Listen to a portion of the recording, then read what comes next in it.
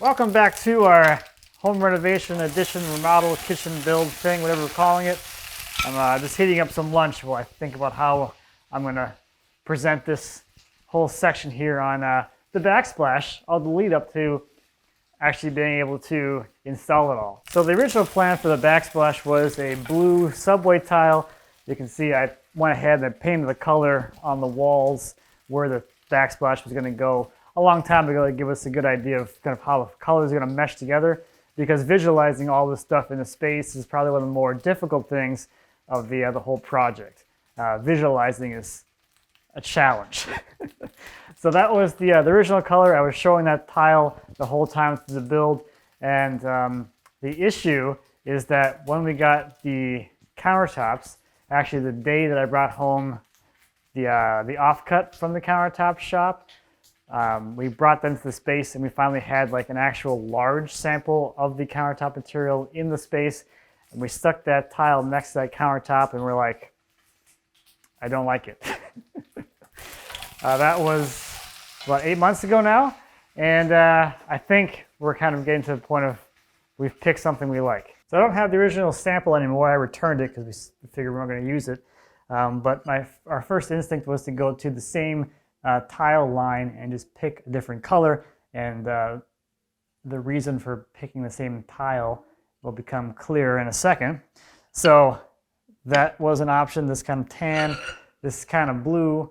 I did some mock-ups in Photoshop just to kind of get an idea how that felt, and we didn't really care for either of those. We were trying to find something that was somewhat bold, but also didn't detract from the countertops, because the countertops are the focal point.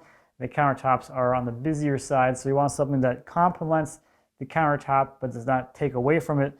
So we also looked at doing a different shape, like hexagons, but that got a little too busy as well, so that was also kind of off the table. Another thing we looked at are things like this. I think color-wise, this complements the countertop really, really well. Unfortunately, this is super busy, and it detracts and pulls attention away from the countertop, and it would make the space far too cluttered looking. So this was also something that we really liked, but also didn't really work with the countertop. So then we started looking into other options, other finishes. The original tile was a matte finish, and we liked that. So there's a few in here that were matte. And then we started looking at some of the glossier ones, and that was kind of in the same palette. We thought maybe a yellow gold to pull out some of the yellow golds in the countertop would be a nice fit as well. But all of these didn't really work either for us. One of the things that we liked about this particular tile was the fact that they're all slightly different.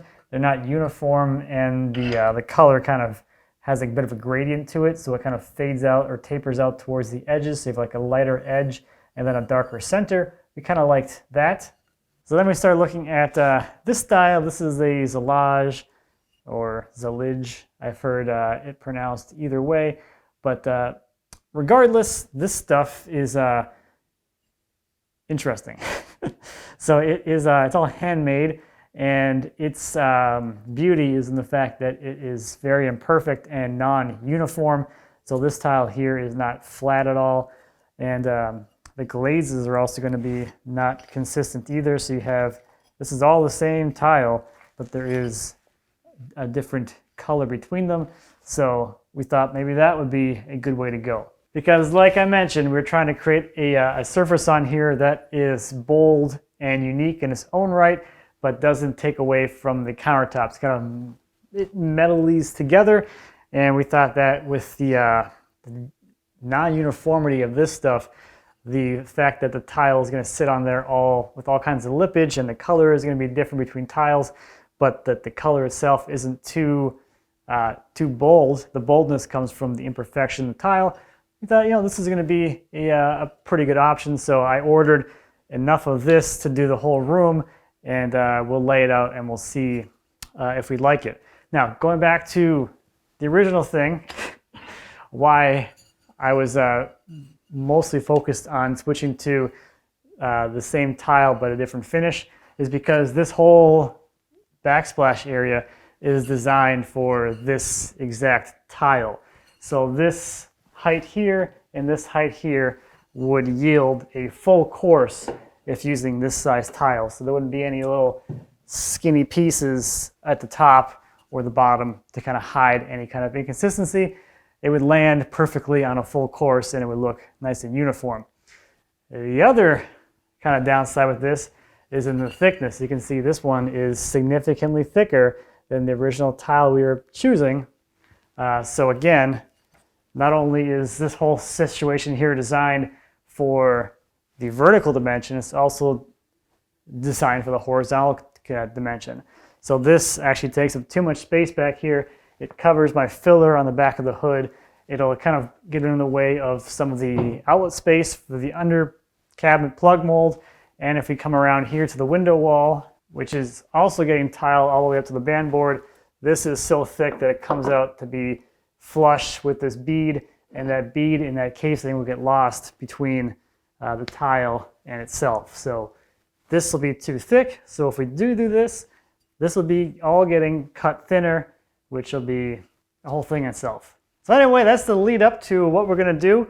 This stuff is gonna be coming in a couple of days, and then I'll set it all up here on the wall so we can see exactly how it's gonna look before I put the work into actually resawing and installing this all on here, to only find out that we don't like it. So hopefully we can get a really good feel for yes or no with the whole wall basically looking like it will when it's fully installed.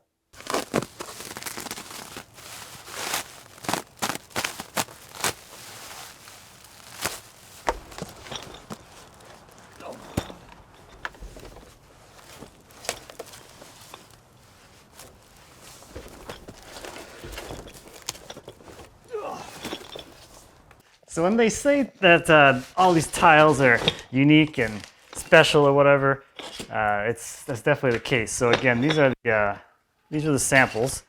So sort of like I'll call it more like a white kind of color with a little more of an accent.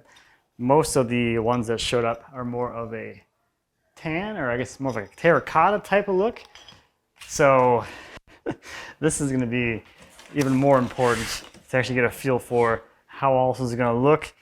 So I'm going to start just kind of laying them out here. I got 3 more boxes so I can kind of mix things up, but I'm just going to dry stack them so we can get a feel for how it's all going to kind of look. I'll kind of pull from different boxes to give sort of a more random appearance, but it's not as important now as when I'm actually doing the install, but at least we will see like almost an entire wall of this stuff before we commit to me sawing it all thinner and then actually putting it up, only to find out we don't like it.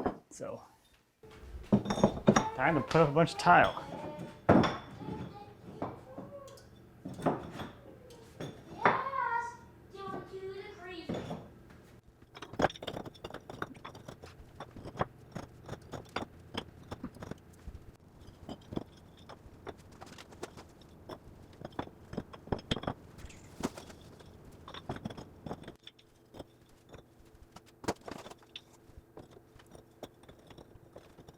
Okay, so now we live with this for a few days and see if we like it enough to actually move forward with this choice. Okay, it's been, I don't know, a week or two, and we actually spent some time going through a few different configurations, just trying to see if it, mixing it up kind of made it any different, or changing the number of, or the density of different shades made a difference. And it seems like the way I had it done originally is the way we like it the most. We even tried one where we just did the light ones, which are the samples that we got, the same shade or tone, just doing those. Lindsay is not like that at all compared to something more like this, with the tans kind of bringing in a warmer hue to the space. So we are ready to move forward. That's the good news. Finally found something we really like. So now we get to actually start on the install, which means prepping all these tiles to actually fit on the wall. So Donovan lent me his wet saw for this project, and this is going to be probably the best case scenario. This style of saw, it's like a table saw style with a fence, so it's going to make it a lot easier to resaw all of these to thickness. I don't want to call it resawing, even though they've never been sawed before. Like, in order for it to be resawn, it would have to be sawn initially, but this was not sawn. But anyway, put the fence on here. I can snap it on there, and now I can just run them through. The downside is that this blade isn't that tall, so I can't make it all the way through one piece in one pass, and I can't figure out how to get rid of the riving knife without fully like disassembling the saw. Maybe the mount's up here, but these screws are covered in so much stuff. But anyway, the riving knife's kind of in the way, so I got to make it in 4 passes, which doesn't really seem to be, all that bad. But that's kind of it. The only like little small detail is I have the back of the tile against the fence, so I'm removing a consistent amount from the back. That should help preserve some of the inaccuracies in the tiles, since they're all different shapes and warped and everything. But this will make them maybe a little bit flatter, so I'm also kind of combating that along the way.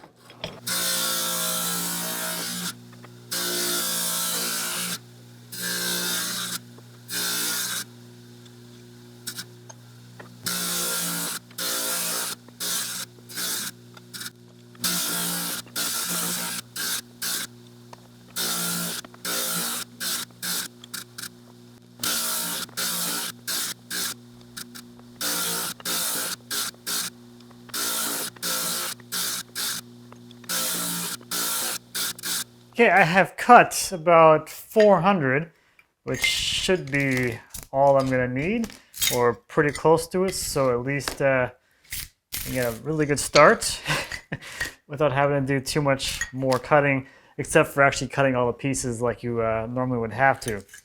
So this took about 6 hours. I did it in 4 sessions, so as far as the other parts of the project go, this was actually pretty quick. This took me roughly the same amount of time to do as it took me to sand the first coat of primer on all the doors. I did that all in one single sitting, and that was a lot more torturous than this. This is just really, really messy. Anyway, I'm going to start laying things out. I'm going to do the whole thing as one layout, or I'm going to pre-lay everything out for 2 reasons.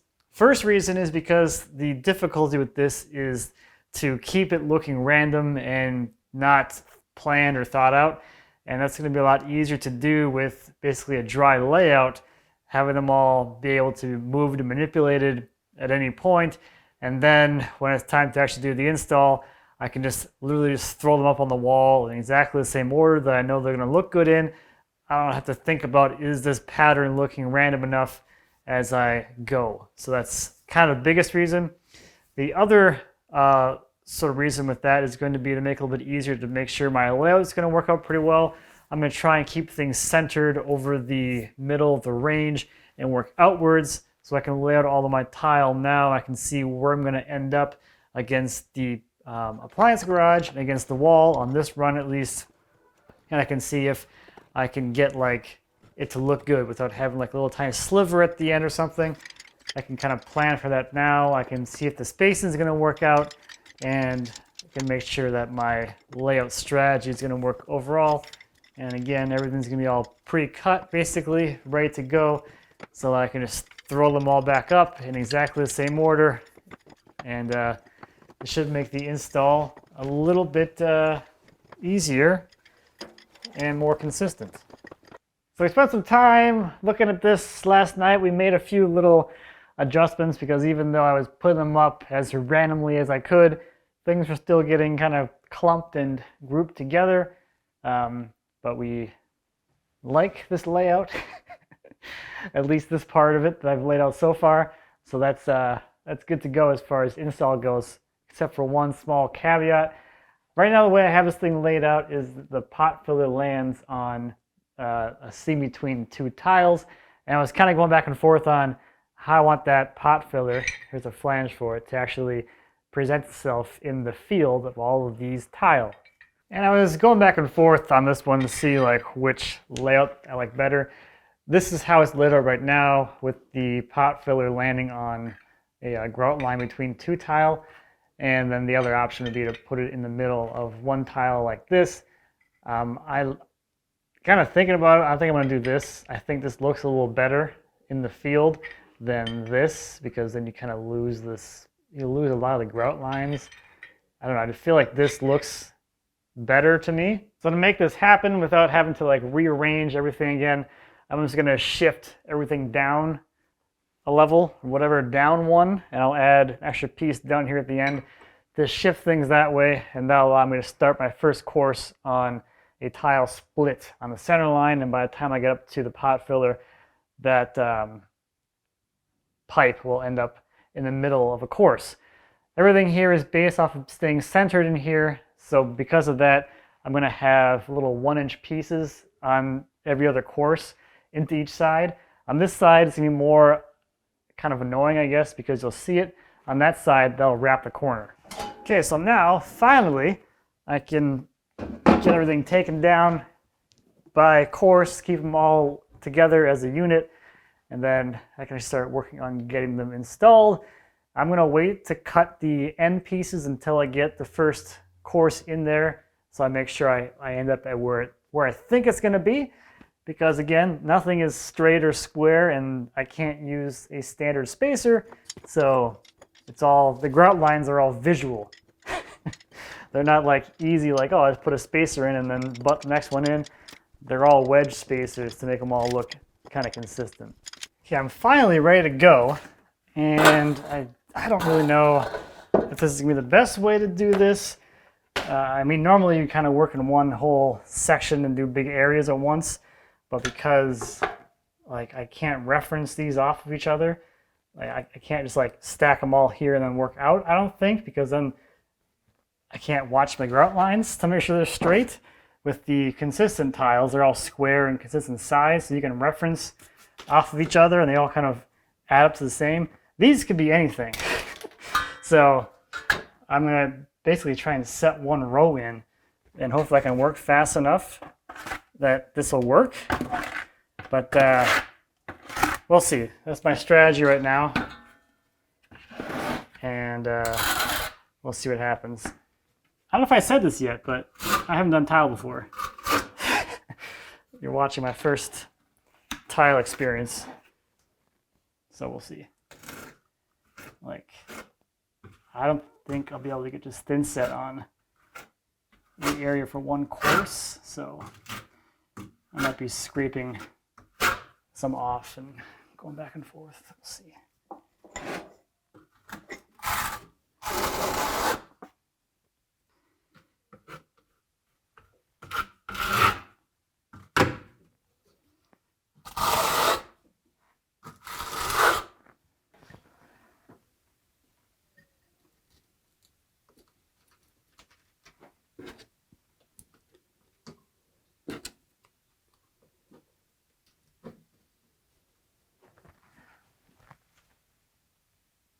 Okay,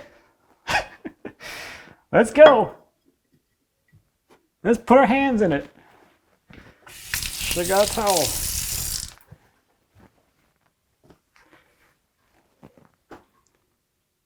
Should have done this before I had the range here, like I wanted.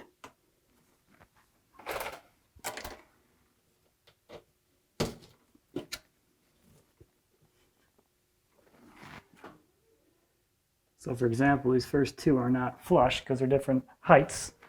So this first one, I guess, is a little more critical because I'm trying to maintain distance off of the countertop. I don't know.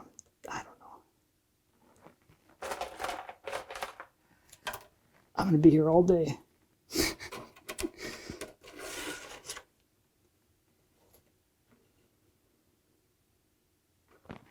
I don't even need, I'm not going to use these wedges between them. I think they're sticking just fine.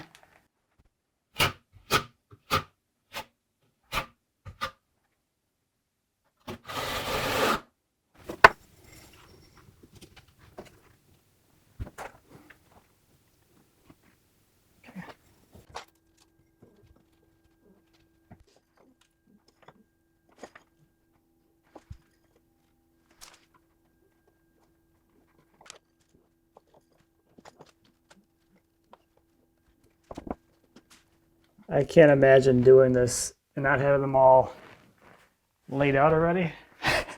To have to worry about, is my pattern random looking or not? And are all my tiles laying up in a way that looks okay? All my space is okay? And that'd be way too much to think about. I'm really glad that we did this whole layout thing before install. And this is going a lot faster than I thought it was going to, which is cool because this thin set doesn't really like stay wet for very long either. Probably should have bought something that has like a long working time because I'm not in a rush. Now, I did say I've never done tile before, but I've done stone veneer. And this is actually a lot more similar to stone veneer than it is to tile, at least in my mind. Having never done tile before,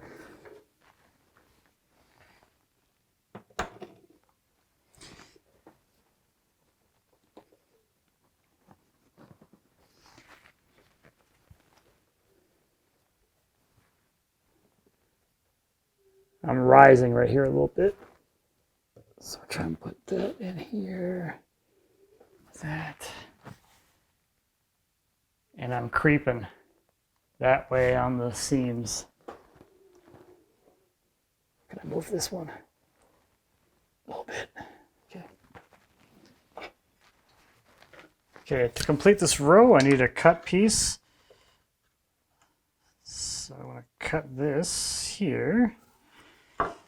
I'll take this out, and this is 4. This will be the start of the row as it goes around the corner, so it looks like one tile that got folded into the corner.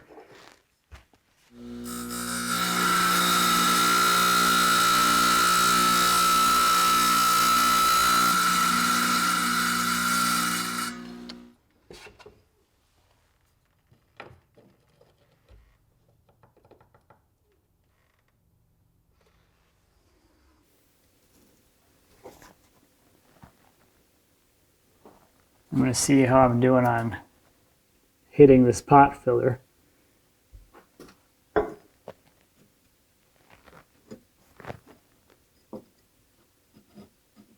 It's going to be a little bit off, but I don't think it's going to matter.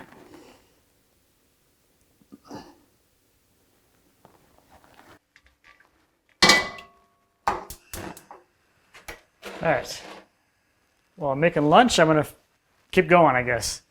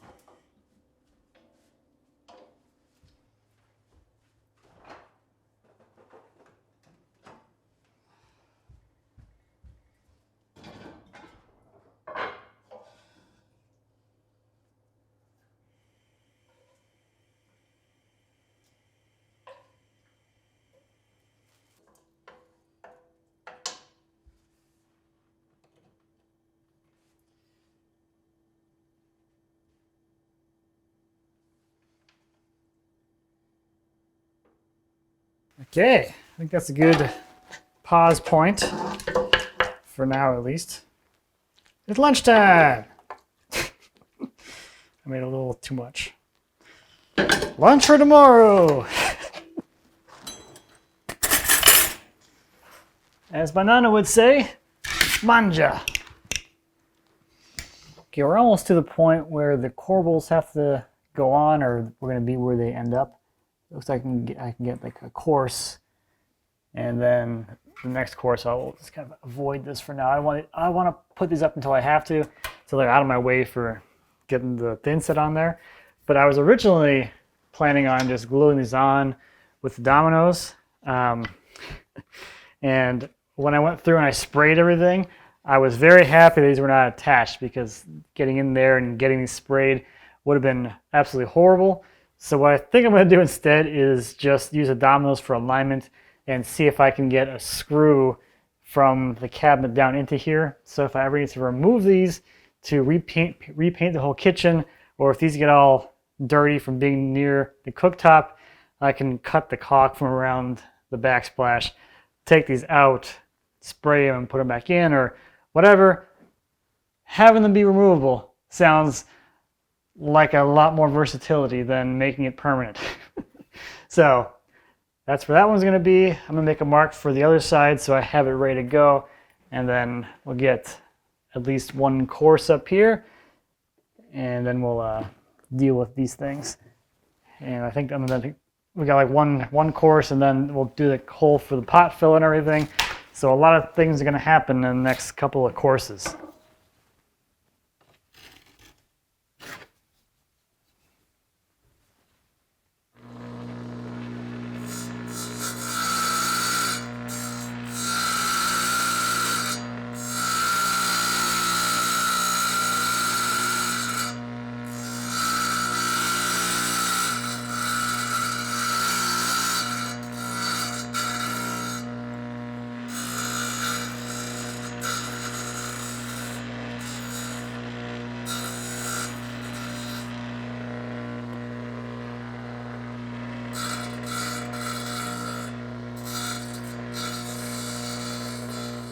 Missed center by that much.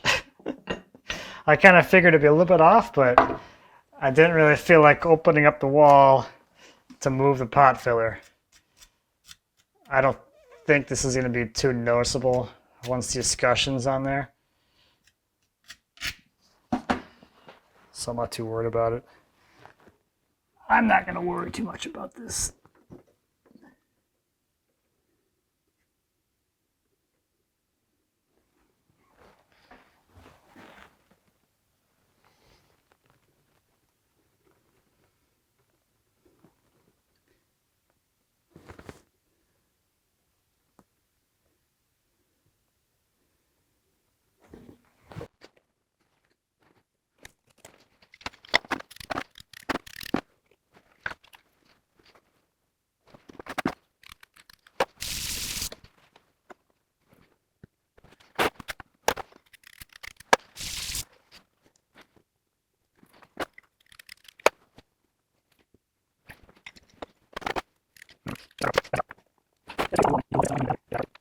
Just draw your stop lines on the wall, and then you cover the wall in thin set, so that all your lines remind you how to put a tile here. Get covered up too. Okay, I think this is a good point to pause. I'm kind of out of thin set. I can get these corbels installed, mix up some new thin set, and I guess keep going.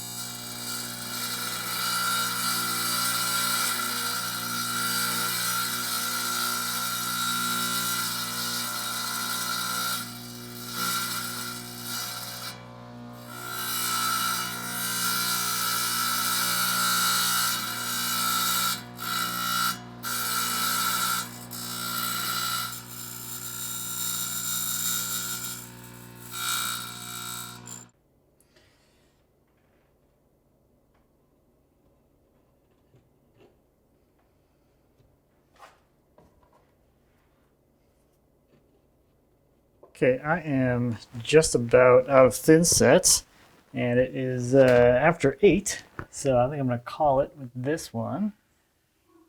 It's going to be 1 day of install done.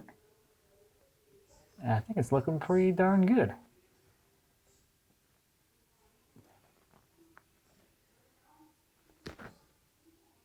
There. Cool. I'm going to go clean all this stuff in the dark. Well, good morning. I got down here this morning after I woke up, and these were still attached to the wall, so I guess I did something right to not have them fall off the wall in the middle of the night. So I think I'm going to lay out this section here and get that kind of planned.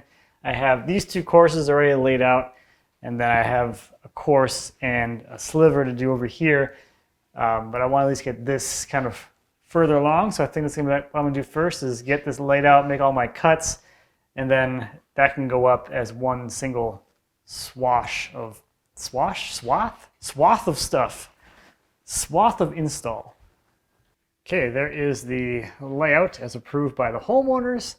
So I already cut that side. I'm leaving these sides, this side uncut for now, just in case things are a little bit off in there. It's hard because sometimes things are wider or they're like angled out or whatever. So if there's any little bit of error, I can make it up down there. But otherwise, let's slap it up.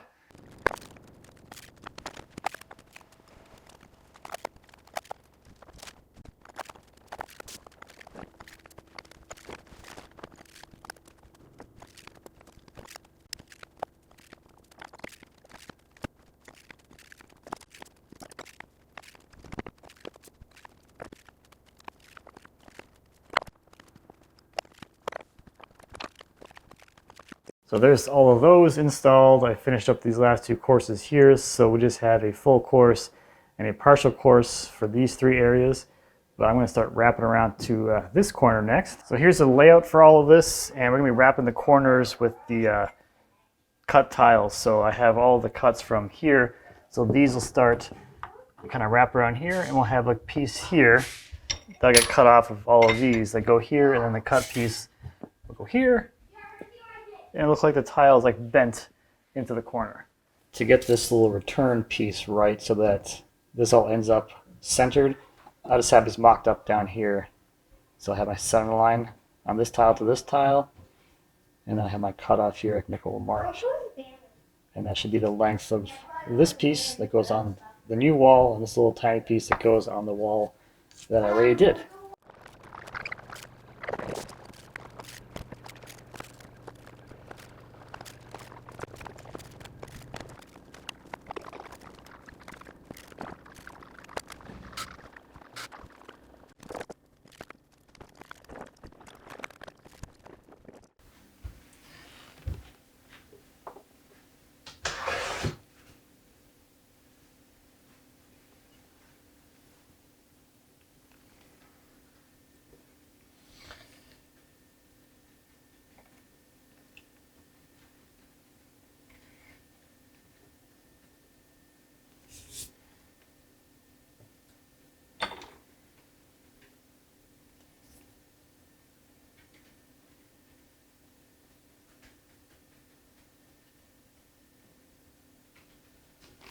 I was going to leave this one till later, but I feel like it's going to be easier to get this in now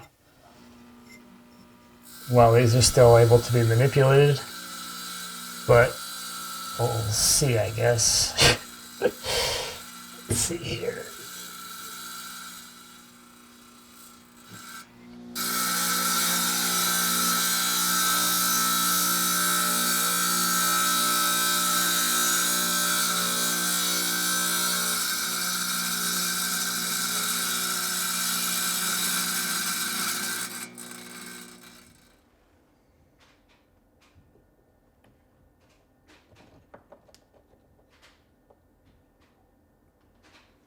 All right, I got one more piece to cut up here, and I think I'm going to call this good for right now. I'm getting kind of short on cut tiles, so we're going to have to do some more resawing a little bit, and I want to get some of this down here kind of finished up. So under the cabinet, we're gonna have one course left and then a rip. So once I get these in here, I'll figure out how big this needs to be. And I can rip some tiles to that width. And we can get 2 slivers out of each. One thing that we looked at a few courses ago is I took a bunch of tiles and I stood them up on top like this to create a soldier course. So we could do that to terminate this. So you'd have a vertical tile. So you wouldn't have, you know, it would be like 2 courses and the sliver included in that tile. Think about that running along the top. But it looked kind of weird, especially with the way the thing's kind of laid out with the grout lines and everything. You end up with soldiers that are slivers as well.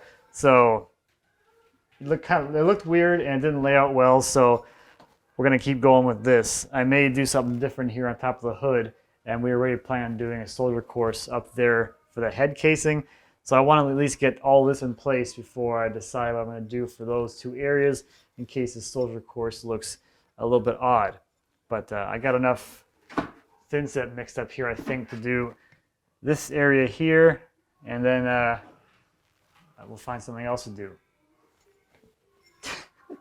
Get back to slicing tiles in half.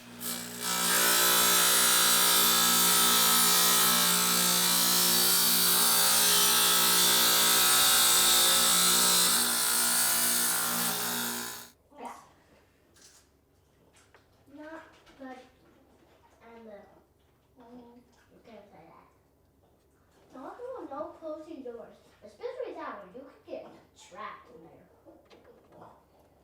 Yeah, because there's no handle.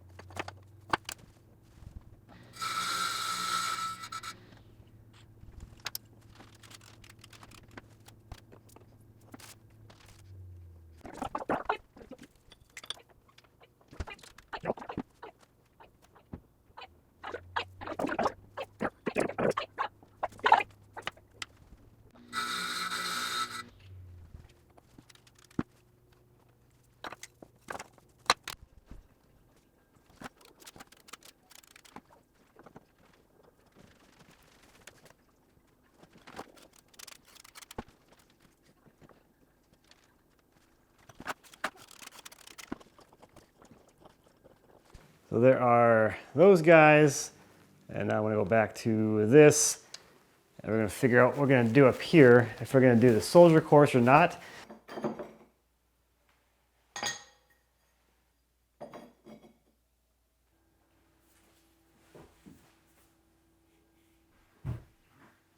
What do you think? Are you liking it more or less? I don't know. Oh, here on the other side. I think I like it all the way up. I guess I don't hate it as much as I thought I might. I don't know. I don't completely hate it. I don't know. In case it wasn't obvious where we're at with this project, these sample pieces have been balancing up here for 7 or 8 weeks now. And we have finally made a decision, and I'm finally to the point of going to be executing that decision. So we decided to go up on the windows all the way to the top with a partial course as the top course, no soldier course up there.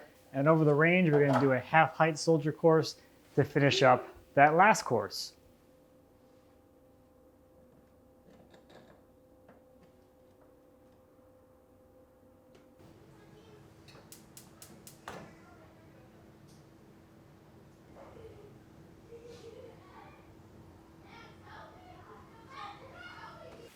So I got one more little bit of install to do.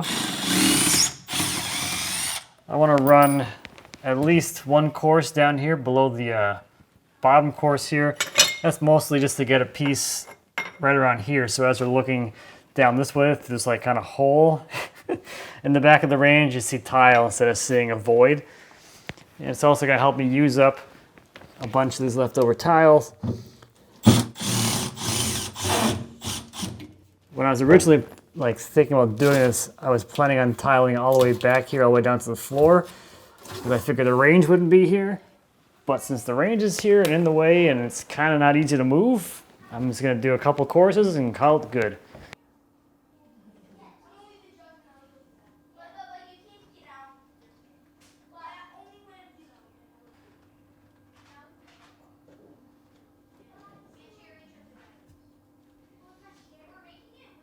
Okay, that takes care of the install. So next up is grout, and this was another one of those tough decision things. So you go to the store and you get like the swatch of all the different grout colors.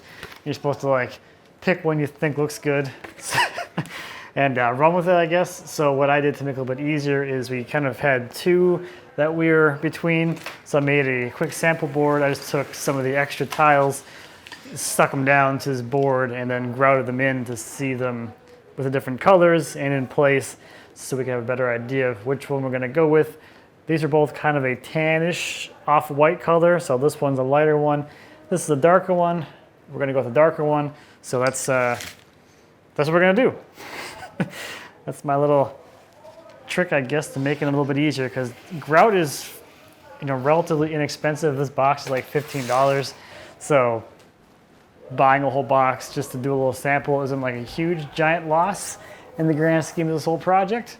So anyway, I'm gonna get grouting, which should be interesting. This is a lot of little tiny itty bitty gaps.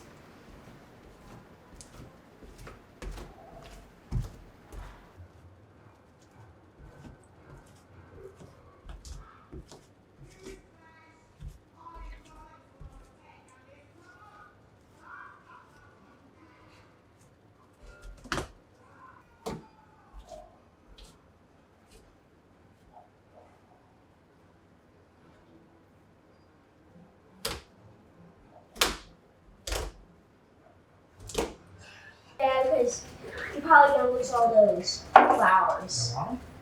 Yeah, like there's a lot of flowers on it. You're probably gonna lose some. Come off them though? You want to keep them? We're gonna need them for right now. Sure. Yeah. And as long as this doesn't fall down and break, it's fine. Whatever, dude. Whatever you want. When you're done, then you can come look and see find the small tree.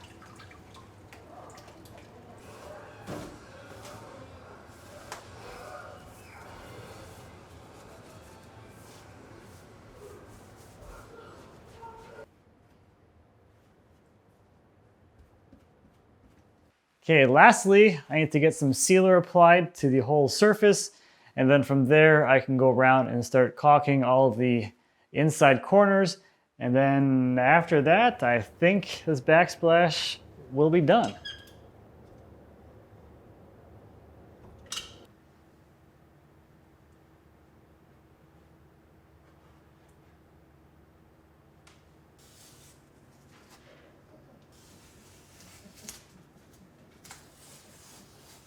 So there we go. There is the backsplash all installed and all completely finished, which that was quite a bit more of an undertaking than I had thought the backsplash was going to be. This tile is far more involved to install than your typical regular old tile, but we are really, really happy with the look.